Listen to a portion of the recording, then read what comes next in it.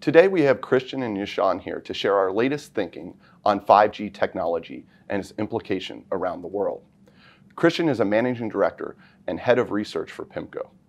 Yashan is a credit analyst based here in Hong Kong with responsibilities for several sectors, including technology, media, and telecom, or TMT.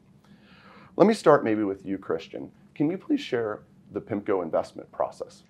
Sure. Our investment process in credit in particular is to look for those sectors and those companies in those sectors where we think the market underappreciates the strengths of the companies.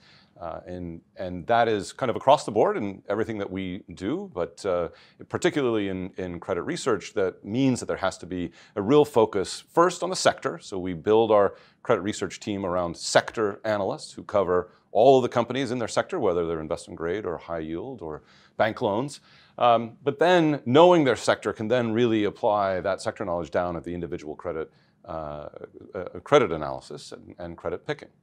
Okay, great.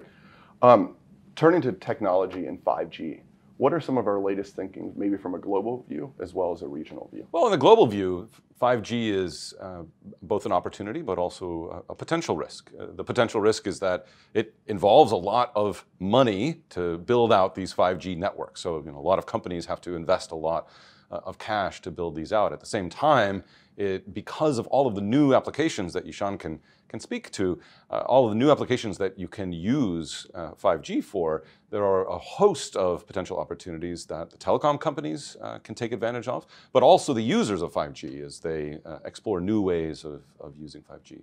Yes. So when it comes to 5G deployment, the US, Korea, China, and Japan are at the forefront.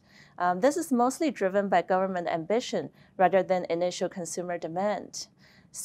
Regulatory and security issues are at the forefront of investors' minds. We need to be cautious against some of the regions due to the government pressure on telcos to limit their tariff plans while deploy capex at a faster pace than they can absorb. The region is a little vulnerable given its dependence on global technology. We expect more government investment into domestic R&D. We also expect the global tech supply chain to diversify geographically to mitigate these risks going forward. As you think about deploying capital, where do you see the investment opportunities and what are some of the risks? You've highlighted some, but are there any others that you would highlight to our clients? Sure.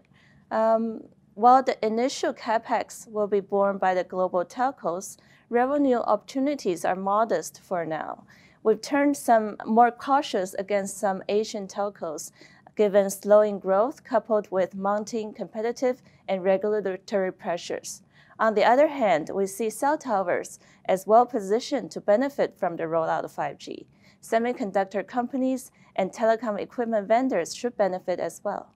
Christian, do you have anything to add from a global perspective? Well, I think the important thing in the global perspective is that this is an opportunity across the entire sector. And in general, we do like a lot of the telecom issuers in the sector, but one has to be extremely selective because there will be winners and there will be losers, as Yashan was mentioning.